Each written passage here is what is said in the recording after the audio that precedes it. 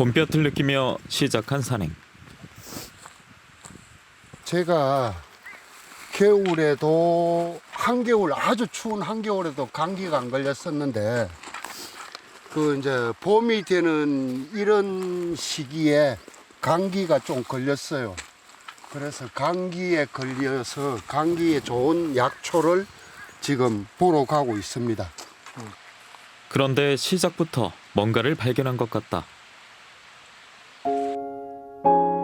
메마른 숲풀 사이로 선명한 초록잎이 눈길을 사로잡는다. 처음에 꽃이 필 때는 이제 흰색의 꽃이 피어가지고 벌나비가 수정을 하고 나면은 노란색으로 꽃이 변해요.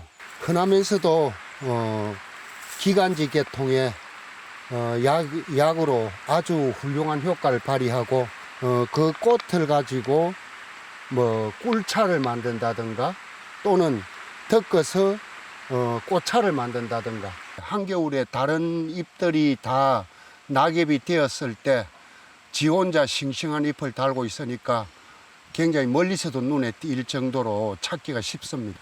이제 해발이 높아가지고 기온이 낮으면 못 살아요. 그러니까 이제 이런 해발이 한 500-600고지 이하 되는 낮은 야산에서 주로 그 군락을 이루고 자생을 합니다.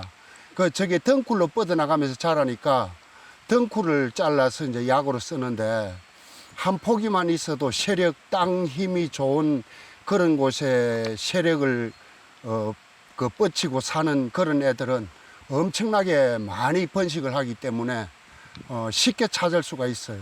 외할아버지는 덜에서 일을 하시다가 담이 붙으면은 이걸 캐가지고 식혜, 우리는 단술이라 그랬는데 단술을 담아 먹었어요. 큰 사발로 한 사발 들이마시고 두꺼운 이불을 뒤집어 쓰고 땀을 푹 내고 나면은 담이 싹 낫는다든가 하는 그런 효과를 발휘하고, 그래가 이제 제가 어릴 때 외갓집에 놀러 오면은 외할아버지 몰래 단술 퍼먹는 게 일이었습니다. 또 외할머니가 그거 외할아버지 약인데 이놈이 자꾸 퍼마신다고 혼도 나고 그랬던 기억이 있습니다. 추억의 인동소를 지나 다시 걸음을 재촉하던 도중 여기에 또 맹문동이 있네요. 얼기설기 솟은 잔디처럼 홀로 푸른 생기를 자랑하는 약초 맹문동을 만났다. 이게 이제 다른 잡풀들은 전부 다 잎이 사가 없어졌는데 얘만 겨울에 이렇게 싱싱한 잎을 달고 있으니까 이렇게 찾기도 아주 쉬워요. 이제 찾기 쉬운 풀이고 이제 이렇게 겨울에 이렇게 초록색의 싱싱한 잎을 달고 있다 보니까 토끼나 노루, 고라니 사슴들의 먹이도 되는 그런 풀이기도 합니다.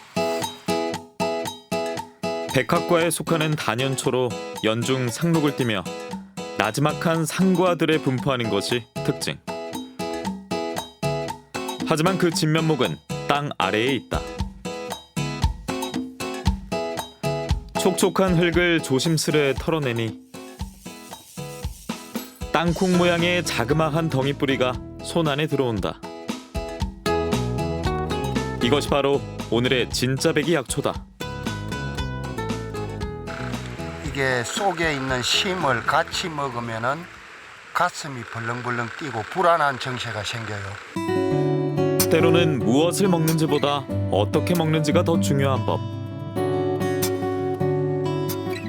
그래서 맹문동 속의 심을 반드시 제거하고 먹는 것이 관건이다. 개맹문동이 돼가지고 알뿌리가 그렇게 많이 달리고 크게 자라질 않아요.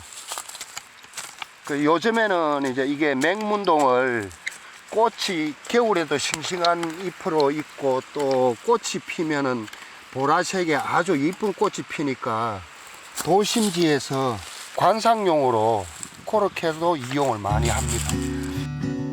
산수유 나무 아래 옹골지게 자리 잡은 맹문동 군락. 사철 푸른 데다 그늘에서도 잘 자라니 도심의 활기를 불어넣는 지피식물로 더할 나위 없다.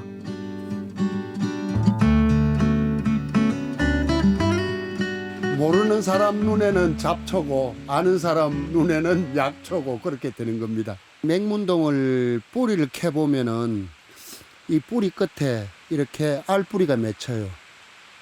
이게 알뿌리 모양이 보리처럼 생겼다고 해서 보리맥자를 써가지고 맹문동이라고 그렇게 부릅니다. 맹문동도 높은 산에서는 보기가 힘들고 해발이 한 400~500고지 정도 되는 낮은 야산 같은데 근데 나무 숲 속에 가면은 많이 자생을 하는 편입니다. 예쁘장한 모습 덕에 지금은 원예용으로 더 많이 알려져 있지만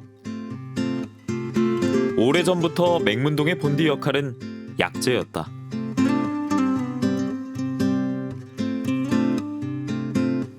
폐의 진액을 보호해주는 마른 기침이 심한 사람들한테 굉장히 좋은데 제가 이제 이 감기가 걸려 있다 보니까 조금 전에 찾은 인동덩쿨하고 이 맹문동 알뿌리를 캐서 이제 감기약으로 쓰려고.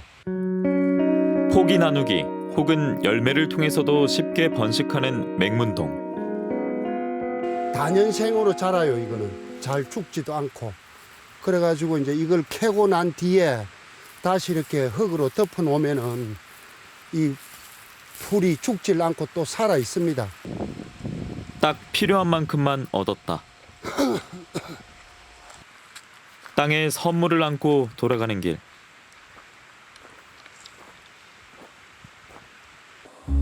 이제 맹문동 정과를 만들어 볼 참이다. 냄비가 타지 않게 물을 조금 붓고 달큰한 꿀을 넉넉하게 둘러준다. 우리 선조들은 양식이 귀할 때 양식 대용으로 이제 활용을 했습니다.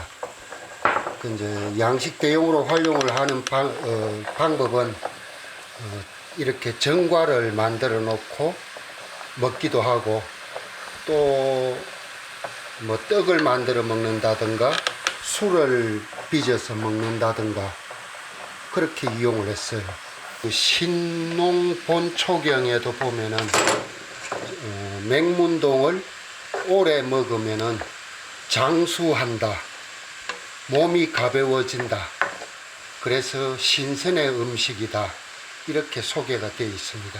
꿀이나 설탕물이 좀 졸아들고 나면은 불을 끄고 남은 불로서 열을 가해가지고 이제 수분 다 날릴 정도까지만 볶아주면 돼요. 약초라서 잘 안 먹던 사람들도 이제 이렇게 과자를 만들어 두면은 달콤하고 하니까 과자처럼 잘 씹어 먹어요. 뭉근하게 졸여진 맹문동 정과. 조금 더 맛있게 먹으려면 냉장고에 넣어두고 틈틈이 꺼내 먹는 재미를 더하면 된다. 조선 후기의 농업백과사전 임원 16지에도 소개돼 있을 만큼 옛 선조들로부터 전해져 온 약식 동원.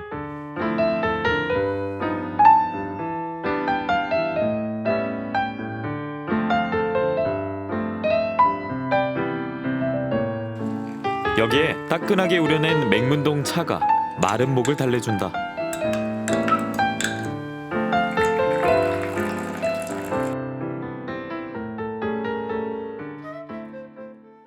맛은 아삭아삭하고 좀 무슨 맛이라고 표현하기가 좀 애매한데 지금 감기 기운이 완전히 낫질 않아가지고 아직까지 조금 뭐 찬바람이 들어간다든가 하면 자극이 있으면은 기침이 날 듯 말 듯 한 그런 예민해져 있는 기관지가 지금 굉장히 많이 부드러워진 그런 느낌이 들어요. 사시사철 외로운 나무 밑을 지켜주고 환절기 든든한 약재로 쓰임을 다하는 약초. 맹문동이 생각나는 계절이다.